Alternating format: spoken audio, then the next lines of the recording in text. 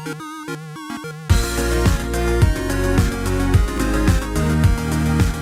everyone, welcome back to another Anime Kingdom reviews. You can see by the title below, this is on episode 10 of Alderamin on the Sky, and honestly, I really enjoyed this episode. It had a lot of good things going for it. May not have had like some crazy action or anything like the other ones, but it had a lot of good things going for the story in this one. Obviously, backstory with Ita and the Synax. I knew there was obviously a connection we saw before. There was some good character development scenes going on later in the episode as well.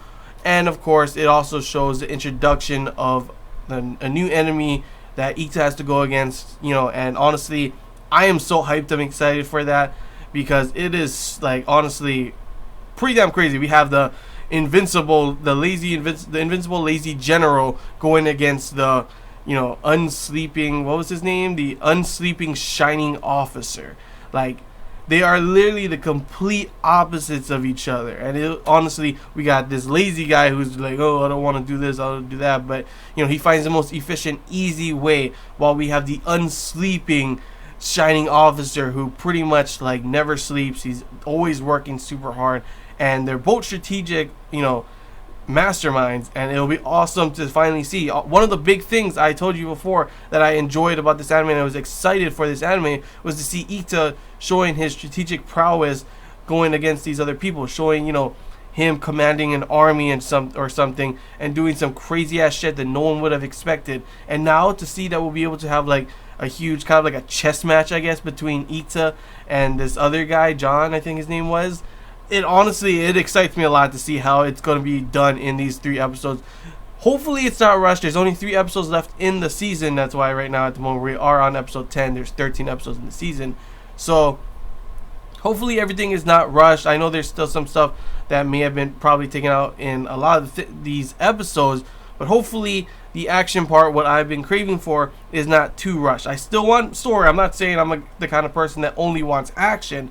But I am excited to see how the action unfolds for this, everything will pretty much conclude in these 3 episodes. Like, what's going to happen? Will Ita be able to fight him back and then we're all happy, ending kind of thing? Or will they get pushed back and, I don't know, something bad goes on? I'm not too sure. But first off, before obviously I get more into that, even though I pretty much talked everything I could about that, let's talk about the beginning of this episode. Pretty much what happened was we get a backstory.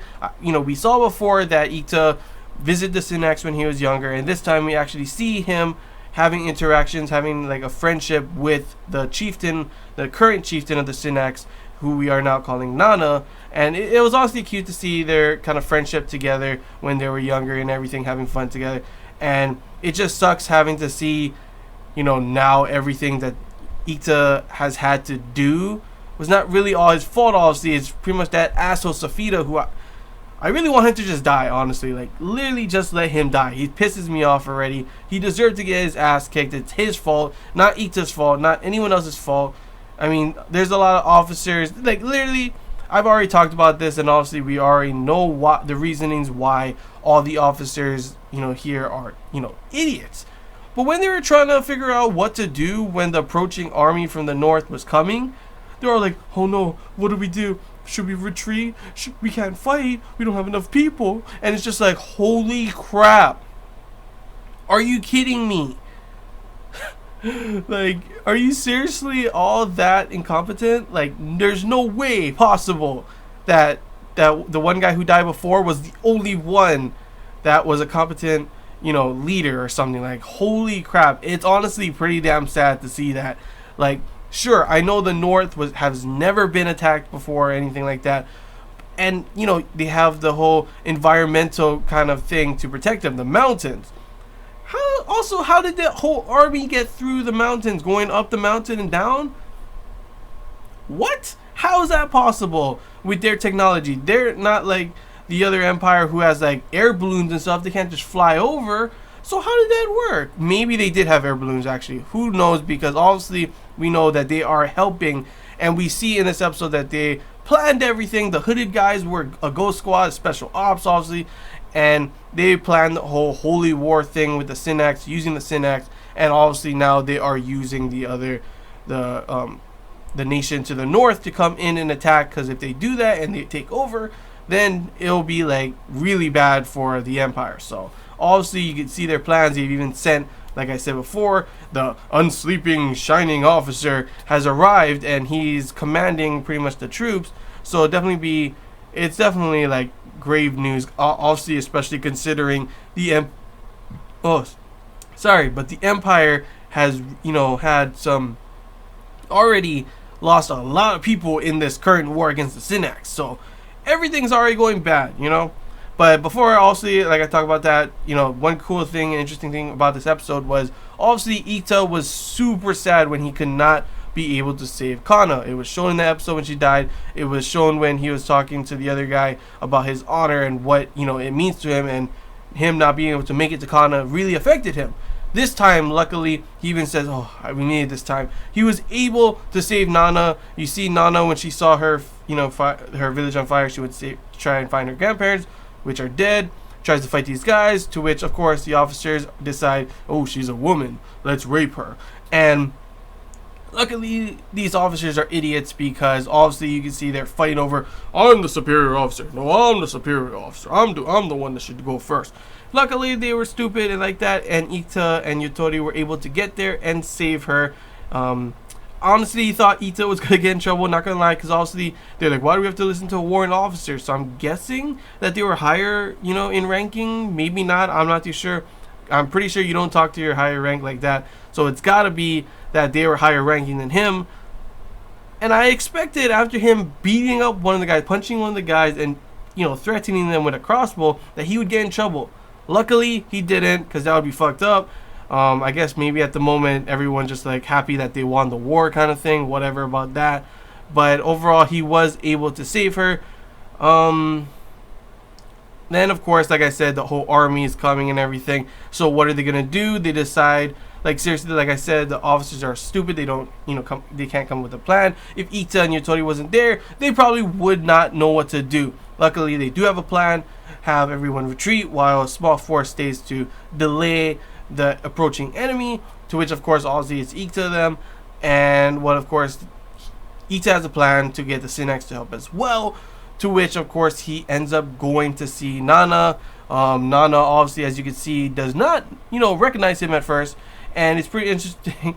Like, I did not expect this at all, to be honest. I honestly can say I did not expect him to cut his damn finger off. I thought she was gonna stop him or something. Like, she did recognize him, but she actually didn't recognize him until a little bit later. Or did she recognize him right there and then? Yeah, she did, I think. But I did not expect him to just cut his finger off. I thought she was gonna like, stop, wait. But no, he ends up cutting his damn finger off. He cuts it off into the, one time for this, 2 times. And then cuts it off directly. Like, we get a little story of what the Synax, how they used to do it to, I guess, show they're sorry and everything, apologizing for something, because you saw in the story the guy shot the daughter in the back with an arrow, so he gave him a knife and yada yada yada, cut the finger off. Some Yakuza kind of shit, pretty much. And pretty much Ita ends up cutting his fingers for his 3 favors that he wants to ask her. First one being, for apology for everything's going on. Second one being that, for them to help them fight off the other army. And then of course the last one is personal one, for him to be able to call her Nana and still have their friendship, which I gotta say, Ita is literally like, he's the man. Like, I would not expect anyone to do that. Like, holy crap. Like, literally, I did not expect them to actually have him cut his finger off. I literally thought she was gonna be like, wait, stop. And he cuts a piece of it off. And then he's gonna do it again. I thought, like, no, it's good enough already. It's fine. Cuts it off again. And then all the way to the point where his pinky is just gone. Like, holy crap. I did not expect that at all. But it was interesting to see them finally kind of make up and everything. Her, it's I was expecting a little bit more of an emotional scene between them, but it was still interesting scene to see nonetheless. Maybe we'll get more of a scene between them. Obviously, I'm not too sure if there's any possible romance between them in the future, but it's definitely interesting to see that it may be somewhere along in the future, though probably not in the span of this anime. After that, of course, it's this whole thing with pretty much another good scene for character development with Matthew and Haru pretty much saying, they're telling them they could go back, they can leave if they want. There's nothing wrong with that, to which, of course, they get all mad. Matthew gets all mad, like, oh, what, you think I can't help myself? You're doing all of this. I know the risk. I want to help too. And so, of course, it shows, definitely the differences and changes that at the beginning, maybe Matthew would not have done that before, but now he's definitely there. Good group of friends. They'll be there for each other. And it's honestly pretty awesome to see that kind of, connection between them and the development going on between these characters together. After that, obviously, is the part where they start burning down the forest to slow them down, to which, of course, we do end up seeing, like I said, the unsleeping, what is his name? Unsleeping Shining Officer. And that was pretty much the end of the episode. Definitely interesting episode to see build up to this new arc. Conclusion to one arc while building up to the next arc. We got a lot of character development. We got a lot of, showing of who the next main threat is.